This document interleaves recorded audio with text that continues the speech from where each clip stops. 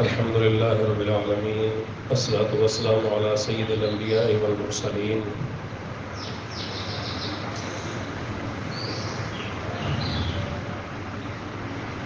جسویں پارے میں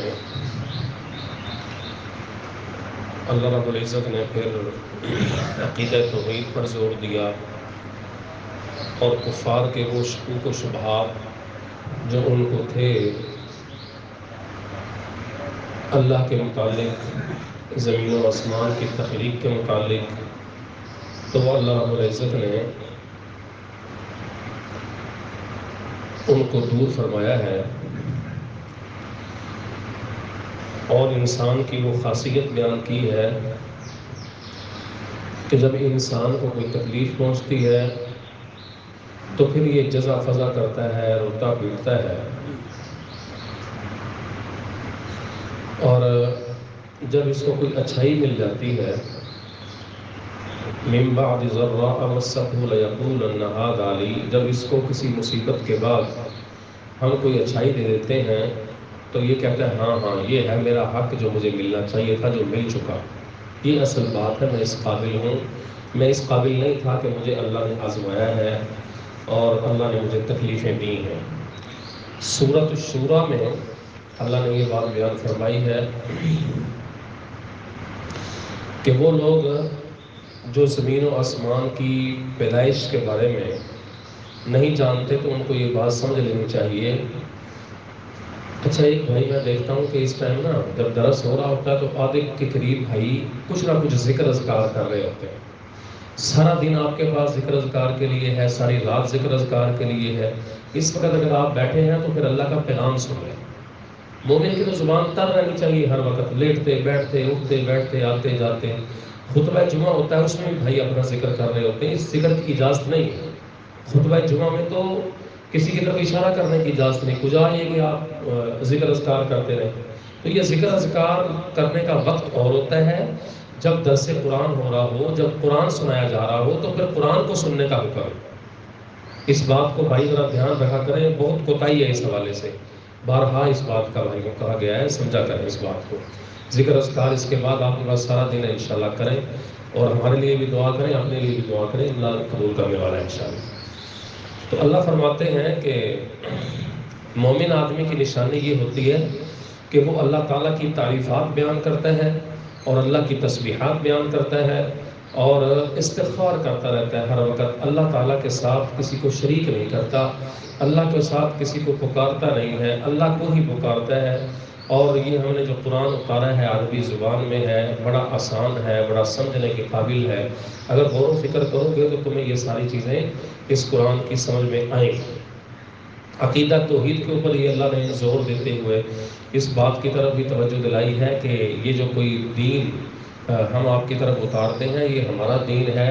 یہ محمد رسول اللہ صلی اللہ علیہ وسلم نے کوئی اپنی طرف سے نہیں بنایا، کوئی انہوں نے اپنی طرف سے نہیں گھڑا. شرع لکم من الدین ما وصى به نوحا، کہ جو دین تمہیں شریعت دی گئی ہے تو یہ ایسی وصیت ہے، یہ ایسی وحی ہے جو اللہ نے نوح علیہ السلام کی طرف اتاری تھی. اس سے جو پہلے پیغمبر تھے ابراہیم، موسیٰ، عیسیٰ، ان سب انبیاء کی طرف اللہ نے یہ چیزیں اتاری تھیں. تو ہم نے اس نبی کے اوپر بھی اتاری ہیں، تو تمہیں حیرت کا اظہار کرنے کی ضرورت نہیں ہے.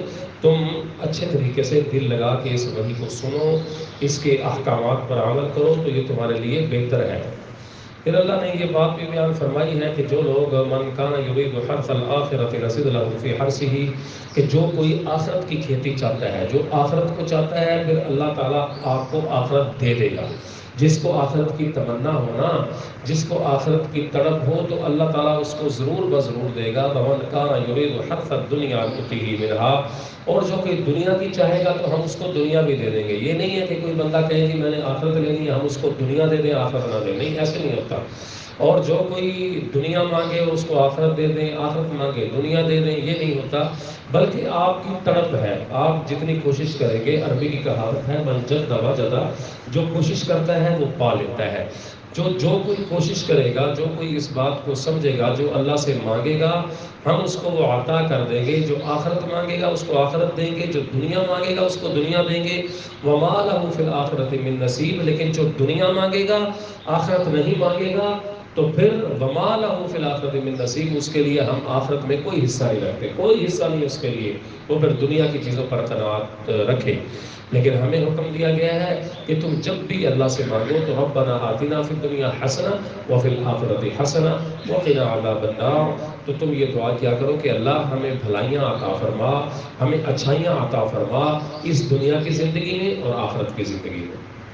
وقنا عذاب النار، اور اللہ ہمیں جہنم کی آگ سے، آگ کے شعلوں سے ہمیں بچا لے۔ اللہ نے پھر اس کے ساتھ ہی یہ بات بھی بیان فرمائی ہے کہ جو دنیا میں مصیبتیں پریشانیاں آتی ہیں تو یہ تمہاری اپنے ہاتھوں کی کمائی ہے۔ وما اصابکم من مصیبت فبما کسبت ایدیکم ویعفو عن کثیر، کہ جو تمہیں مصیبتیں آتی ہیں وہ تمہارے اپنے کرتوتوں کی وجہ سے آتی ہیں۔ تم یہ نہ کہو کہ ہم فلاں اولیاء اللہ ہیں، آج تک ہم نے کسی کا دل نہیں دکھایا، آج تک ہم نے کسی پہ ظلم نہیں کیا، اور دنیا جہان کی عموماً یہ عورتوں کے منہ سے آپ باتیں سنتے ہیں جی کبھی کسی کے ساتھ زیادتی نہیں کی، کبھی کسی کے ساتھ نہیں کیا، اور وہ عورتیں ان کے دل میں سارا دن پیکج ہی غیبتوں کے اوپر لگتے ہیں، سارا دن ان کی پاس آس پڑوس کی بات خواتین آتی رہتی ہیں، فون تو نے سنا یہ کیا ہوا، غیبتیں، برائیاں، چغلیاں، نافرمانیاں، عورتیں، نماز کی اتنی بڑی کوتاہی ہے، مردوں میں بھی ہے، لیکن ہماری اپنی عورتوں کے اندر یہ کوتاہی ہے کہ نمازوں کی پابندی نہیں ہے ان کے اندر۔ اگر پابندی ہے تو ٹائم بہ ٹائم، یعنی ایسی لوگ بھی ایسے، ہمارے لوگ نماز نہیں پڑھتے، ایک دوسرے کے خلاف بغض رکھتے ہیں، ایک دوسرے کے خلاف نفرت رکھتے ہیں، کینہ ہے، لیکن کہتے ہیں جی بس یہ مصیبت آ گئی مجھ پر، پتہ نہیں کبھی گناہ تو کبھی کیا نہیں تھا، تو فرشتہ پیدا ہوا نا، تو نے گناہ نہیں کیا تھا۔ تو گناہ تو ہم پر ہمہ وقت ہوتے ہیں۔ حضرت اسماء بنت ابی بکر رضی اللہ تعالی عنہا، اما جی عائشہ صدیقہ کی بہن ہے، وہ کہتی ہیں کہ جب بھی ان کو کوئی سر درد ہوتا نا، کوئی تکلیف آتی تو وہ اپنے سر پہ ہاتھ رکھ کے کہتے یہ میرے گناہوں کی وجہ سے ہے۔ امام ابن سیرین رحمہ اللہ جو خوابوں کی تعبیر کے اس امت کے بہت بڑے عالم ہیں، امت محمدیہ کے، تو ان کو ایک دفعہ بڑھاپے کے عالم میں قرض چڑھ گیا ان کے اوپر، بہت مقروض ہو گئے، تو وہ پریشان ہوتے روتے، تو لوگ پوچھتے یہ کیا ہے، یہ مصیبت ہے، پریشانی اللہ ٹال دے گا، اللہ قرضے اتار دے گا، کیوں پریشان ہو گئے؟ تو کہتے تھے میں قرضے کی وجہ سے پریشان نہیں ہوں، یہ آج سے 40 سال پہلے کیے ہوئے گناہوں کا وبال اللہ مجھ پر آج ڈال رہا ہے۔ تو جو مومن آدمی ہوتا ہے وہ اپنے اوپر آئی ہوئی مصیبت کو گناہوں کا بدل سمجھتا ہے، وہ یہ نہ سمجھے کہ میں تو بڑا اللہ کا ولی تھا، میرے اوپر آزمائش آئی ہے، آزمائش آتی ہے بہت کم شکلیں، میں سمجھتا ہوں کہ ہم اللہ کے ولی نہیں ہیں۔ ویسے تو اللہ کے ولی ہیں اس اعتبار سے کہ ہم اللہ کی توحید میں شرک نہیں کرتے، انشاءاللہ نبی کی رسالت میں شرک نہیں کرتے، کوشش کر کے ٹوٹی پھوٹی عبادت بھی کر لیتے ہیں، لیکن اس کے باوجود غلطیوں کے پہاڑ انبار ہمارے اندر موجود ہیں۔ ہمارے اندر جو بت بنے ہوئے نا، انا کے، اکڑ کے، تعصب کے، اور ہماری گردنوں میں جو تکبر کا سریہ ہے یہ نکلتا ہی نہیں ہے۔ تو یہ چیزیں بھی ہمیں مصیبتوں کی طرف کھینچ کے لے جاتی ہیں۔ اللہ کا قرآن سچا ہے، ہم جھوٹے ہیں۔ اللہ فرماتے ہیں کہ دنیا میں تمہیں جو بھی مصیبتیں آتی ہیں فَبِمَا كَسَبَتْ أَيْدِيكُمْ وَيَعْفُو عَنْ كَثِيرٍ، یہ تمہارے اپنے ہاتھوں کی کمائی کی وجہ سے ہے۔ اللہ کا کام کیا ہے؟ وَيَعْفُو عَنْ كَثِيرٍ، اللہ تو تمہاری زیادہ غلطیاں معاف کر دیتا ہے۔ یعنی اگر ہم نے پوری زندگی میں اگر 100 غلطیاں کی ہیں نا، بڑی بڑی غلطیاں، تو اللہ یقین کرے کہ 90-95 اللہ معاف کر دیتا ہے، صرف 4-5 بھی چھوٹی موٹی پکڑاتی ہے، میرے اللہ کی رحیمی اور کریمی ہے۔ تو فرمایا کہ یہ غلطیاں ہیں، اور اس کے ساتھ ہی اللہ نے ایک اور بات کی طرف اشارہ فرمایا ہے کہ جو مومن آدمی ہوتا ہے وہ اللہ پر خالصتاً توکل کرتا ہے، بھروسہ کرتا ہے، والذین یجتنبون کبائر الاسم، اور وہ گناہوں سے بچتا ہے، اجتناب کرتا ہے، بری باتوں سے اجتناب کرتا ہے، اور جب اس کو غصہ آتا ہے تو پھر وہ معاف کر دیتا ہے غصے میں، اور جب ہمیں غصہ آتا ہے تو ہم پورے علاقے کو کھڑکا دیتے ہیں، پورے گھر کو کھڑکا دیتے ہیں، تو یہ بات بھی ٹھیک نہیں ہے۔ اور اللہ نے فرمایا کہ وَأَمْرُهُمْ شُورَىٰ بَيْنَهُمْ، جس وجہ سے اس سورت کا نام شورا پڑا ہے، فرمایا کہ جب تم آپس میں کوئی بات کرو، کوئی مشورہ کرو، وَأَمْرُهُمْ شُورَىٰ بَيْنَهُمْ، تو آپس میں مشورہ کر لیا کرو۔ مشورہ کیا ہوتا ہے؟ کسی چیز کے اندر کسی نقصان سے بچنے کے لیے کوئی ایسی بات کر دینا کہ جناب یہ ہم نے کام کرنا ہے تو اس میں خطرے کی بات ہے، کوئی خوفناک ہے، جو میرا تجربہ نہیں ہے تو وہ بتا دے۔ تو مشاورت کے بارے میں کہا جاتا ہے کہ جو بندہ مشاورت کرتا ہے وہ کبھی ندامت نہیں اٹھاتا۔ مشورے کے ساتھ جو گھروں پہ بھی کام ہوتا ہے، جو باہر ہوتا ہے، تو اس کے اندر فائدے ہی فائدے ہوتے ہیں۔ اور اللہ نے فرمایا کہ جب کوئی امیر ہو جماعت میں یا کوئی کمیٹی بنا دی جائے، وہ آپس میں کوئی بات کر لے، مشورے ضرور کریں، پھر اپنا فیصلہ جب نافذ کر دیں، فَإِذَا عَزَمْتَ فَتَوَكَّلْ عَلَى اللَّهِ، جب فیصلہ نافذ کر دیں پھر اللہ پر بھروسہ کر لیں۔ پہلے مشورہ کریں، مشورہ کرنے کے بعد فیصلہ سنا دیں، فیصلہ سنانے کے بعد پھر اس کے نتائج اللہ پر چھوڑ دیں، پھر اللہ ضائع نہیں کرتا۔ فَإِذَا عَزَمْتَ فَتَوَكَّلْ عَلَى اللَّهِ، جب تم عزم کر لو مشورے کے بعد کسی کام کا تو پھر تم اللہ پر توکل کرو، اللہ پر بھروسہ کر لو، تو اللہ تعالیٰ اس کے اوپر تمہاری ضرور مدد فرمائے گا۔ پھر اللہ نے ایک اور بات بیان فرمائی ہے، وَلَوْ بَسَطَ اللَّهُ الرِّزْقَ، اللہ نے فرمایا کہ اللہ اگر چاہتا تو اللہ تعالیٰ لوگوں کو رزق، بہت رزق دے دیتا، بہت رزق دے دیتا، حتی یعنی اوقات سے زیادہ ہمارے سے رزق دے دیتا۔ تو اللہ فرماتے ہیں کہ ہم نے ان کو نہیں دیا۔ کیوں نہیں دیا؟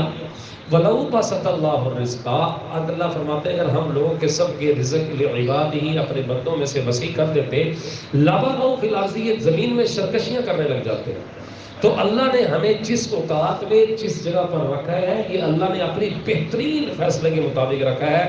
اور ہم دیکھتے ہیں معاشرے میں کہ یکدم کسی کو دولت ملی، کروڑوں روپیہ کہیں سے مل گیا، یکدم وہ جناب جو ہے وہ سرکش بن گیا، وہ متکبر بن گیا، وہ انسان کو انسان نہیں جانتا، اور اس پیسے نے اس کا دماغ خراب کیا، وہ فرعون بن گیا۔ ہم دیکھتے ہیں نا، یہ اوقات سے زیادہ جب آدمی کو مل جاتا ہے۔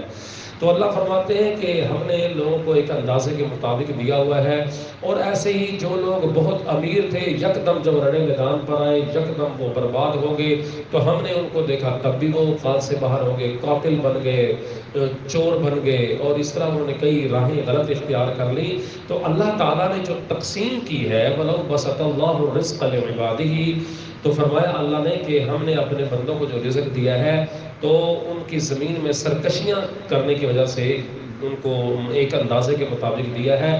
ما یشاء انہ بعبادہ خبیر بصیر، اللہ فرماتے ہیں کہ اس لیے دیا ہے کہ ہم اپنے بندوں کی خوب خبر رکھتے ہیں، ہم اپنے بندوں کو خوب جانتے ہیں کون کتنی اوقات میں ہے، کیا اس کی حیثیت ہے۔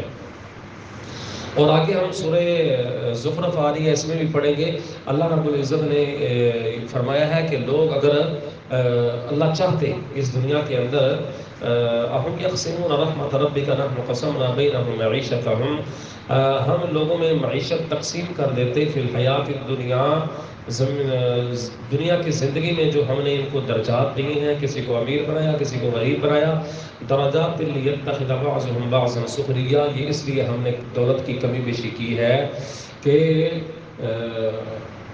لوگ ایک دوسرے کے کام کر سکے۔ سارے امیر ہوتے تو یہ تعمیر کون کرتا، گندم کون اگاتا، فصلیں کون اگاتا، سارے غریب ہو جاتے تو یہ جو مال و دولت اللہ دیتا ہے یہ امیر بننے کے لیے نہیں دیتا، یہ اس لیے دیتا کہ اللہ تعالیٰ نے کائنات کا نظام اس طریقے سے بنایا ہے کہ اس کائنات کا نظام چلے، جو غریب ہے وہ مزدوری کرے، امیر گھر بنوائے، اس کو مزدوری دے، اس کا گھر بن جائے، اس کے بچے پل جائیں، یہ اللہ نے نظام رکھا ہے۔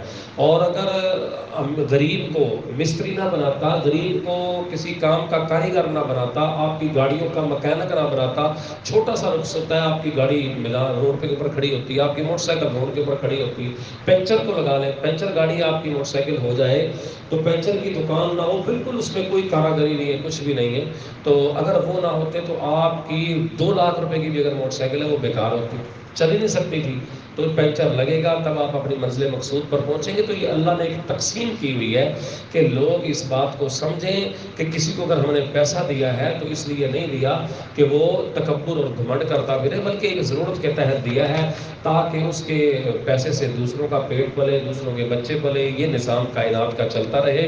یہ اللہ نے اس لیے دنیا میں کسی کو کم رزق دیا، کسی کو زیادہ دیا۔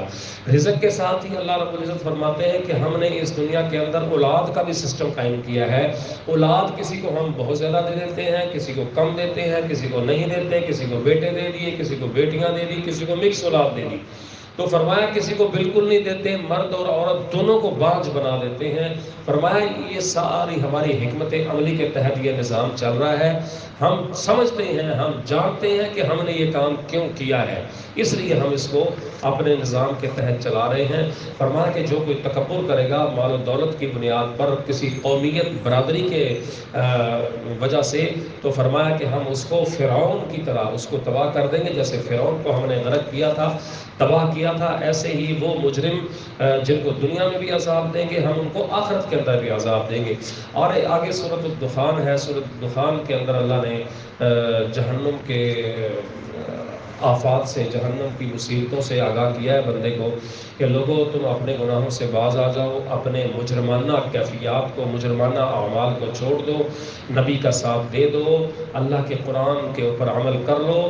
تو اگر کر لو گے تو ٹھیک ہے، اگر نہیں کرو گے ان شجرۃ الزقوم، تو پھر تمہارے پاس زقوم کا تھور کا پھل قیامت کے دن جہنم کی آگ میں، جہنم کے اندر رکھا جائے گا۔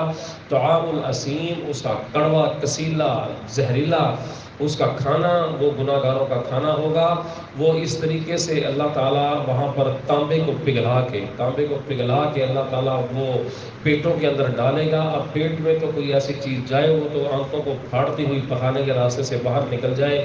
اللہ فرماتے ہیں اس کو کہا جائے گا خذوہ فاعتلوہ الی سواء الجحیم، اس بندے کو پکڑو جو دنیا میں تکبر کرتا پھرتا تھا، گھمنڈ کرتا پھرتا تھا، اپنے ناک پہ مکھی نہیں بیٹھنے دیتا تھا، اس کو گھمنڈ ہی پڑا تھا اپنے چہرے پر، اپنے حسن پر، اپنی دولت پر، اپنی برادری پر، اپنے قد بد پر، اپنے بولنے چالنے پر۔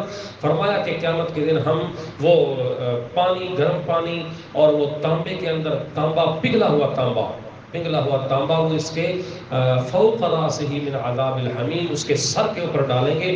سر کی کھوپڑی اللہ نے جسم کے تمام حصوں سے مضبوط بنائی ہے۔ فرمایا جب وہ ہم پگھلا ہوا تانبا اس کے سر پہ ڈالیں گے، سر میں سوراخ کر کے دماغ میں آئے گا، دماغ سے گردن، گردن سے پیٹ، پیٹ سے پخانے کے راستے نکل کے اس کے تمام جسم کو تباہ و برباد کر کے نکل جائے گا۔ فرمایا کہ یہ وہ عذاب ہوگا اور ہم کہیں گے اس وقت ذق انک انت العزیز الکریم، تو چکھ اس مزہ لے اس عذاب کا جو تو دنیا میں ہمارے خلاف پروپیگنڈے کرتا تھا، ہماری نافرمانیاں کرتا تھا، مجھے اور میرے رسول کو جھٹلاتا تھا۔ فرمایا تو دنیا میں بڑا عزت دار تھا، ہمارے ہاں تیری عزت کوئی نہیں ہے۔ اللہ تعالیٰ ہمیں اس کیفیت سے بچا کے رکھے، اللہ ہمیں اس سے محفوظ رکھے، عذاب جہنم سے اللہ بچائے، اس کیفیت سے بچائے۔ واللہ اگر اللہ نے رحمت نہ کی، اگر اللہ تعالیٰ کا احسان نہ ہوا، اگر اللہ نے ہم پر اپنی دامن رحمت کو نہ پھیلایا، اللہ کی قسم تباہ ہو جائے، برباد ہو جائے گی۔ اللہ ہمیں اس عذاب جہنم سے بچا کے رکھے۔ فرمایا کہ پھر ہم نے مومنین جو متقین ہیں، جو اللہ سے ڈرنے والے ہیں، ان کا بھی ایک مقام ہم نے بنایا ہے۔ یہ تو جہنمیوں کا ٹھکانہ تھا، اب جنتیوں کا ٹھکانہ سن لو۔ ہم جنتیوں کو بڑا اعزاز دیں گے، بڑی عزتیں دیں گے، ہم ان کو باریک ریشم کا لباس بھی دیں گے، وہ جو تمہیں دنیا میں مردوں کو پہننا ممنوع ہے، حرام ہے، لیکن جنت میں جا کے ہم حلال کر دیں گے۔ ریشم کے لباس پہنو گے اور وہ باریک بھی ہوگا، سردی گرمی کا موٹا بھی ہوگا ریشم، وہ اسی طریقے سے وہ ان کو پہنیں گے اور تکیہ لگا کے آپس میں آمنے سامنے بیٹھے ہوں گے، جیسے مجلس میں ہم ابھی بیٹھے ہیں مسجد میں، آپ میرے سامنے ہیں، میں آپ کے سامنے، تو روبرو بیٹھنے کا جو گپ لگانے کا مزہ آتا ہے وہ ساتھ ساتھ بیٹھ کے مزہ نہیں آتا۔ روبرو ایک دوسرے کا چہرہ دیکھ کے، تاثرات دیکھ کے جو بات کا لطف آتا ہے، اللہ نے جنتیوں کی بھی وہی نقشہ کشی کی ہے کہ ہم جنت میں ایسے آمنے سامنے بٹھا کے تکیہ لگائے ہوئے ہوں گے، لطف لے رہے ہوں گے، باتیں کر رہے ہوں گے، لطف لے کے اللہ تعالیٰ فرماتے ہیں کہ وہ مزے لے رہے ہوں گے۔ تو فرمایا کہ ہم ان کو کذالک وزوجناہم بحور عین، ان کی شادیاں بھی کر دیں گے حور عین کے ساتھ، جس کی موٹی موٹی آنکھیں ہوں گی، خوبصورت آنکھوں والی، جو وہ کھائیں گی، جو وہ پئیں گی، ان کے جسم کے اندر جاتا ہوا نظر آئے گا۔ یہ بھی ایک عظیم حسن کا ایک نظارہ ہوگا۔ فرمایا ہم ان کو وہ چیزیں دیں گے جنت کے اندر، وہ جو ان کا دل کرے گا پھل کھائیں گے، منگوائیں گے، جو چھوٹے چھوٹے بچے ان کے ملازم نوکر ہوں گے ان سے کھانے منگوائیں گے، پھل کھائیں گے۔ لا یذوقون فیہا الموت، اور ان کو موت کا ذائقہ نہیں چکھنا پڑے گا۔ موت وہ جو ایک دفعہ چکھ لی دنیا سے جانے کے بعد، بس وہی موت ہمیشہ ہمیشہ کی زندگی ان کے پاس رہے گی۔ اور وہ اسی طریقے سے ہم نے ان کو عذاب جہنم سے بچا لیا ہوگا۔ تو یہ تیرے رب کی فضل کی وجہ سے ہوگا، اللہ ہمیں بھی وہ فضل عطا فرما، اللہ ہم پر بھی وہ فضل فرما جو تو اپنی جنتیوں کو دے گا، ہمیں بھی جنتی بنا لے۔ آگے سورۃ الجاثیہ ہے، سورۃ جاثیہ کا بھی یہی معنی اور مفہوم ہے۔ اللہ نے اپنے دن اور رات کی، آسمانوں زمینوں کی نعمتوں کا تذکرہ کر کے فرمایا ہے کہ لوگوں ہمارے جو فضیلتیں تم پر دنیا کے اندر تمہیں دی ہیں، جو عزتیں دی ہیں، تم ان کے اوپر عمل کرتے ہوئے ان کی قدر اور اہمیت جانو، وگرنہ تمہارا انجام بھی وہ ہو سکتا ہے جو جھٹلانے والوں کا انجام ہوا۔ اللہ سے دعا ہے کہ اللہ تعالی ہمیں گناہوں سے بھی بچائے اور ہمیں جہنمیوں کی صف میں شامل نہ کرے، اور اللہ تعالی ہمیں جنت الفردوس کے اندر ہی داخلہ نصیب فرمائے۔ ہم گناہوں کی پناہ مانگتے ہیں، اللہ کے عذاب سے پناہ مانگتے ہیں، اللہ کے غضب سے پناہ مانگتے ہیں۔ اللہ ہمیں اپنی دامن رحمت میں لے لے، اور علیہ البلاغ۔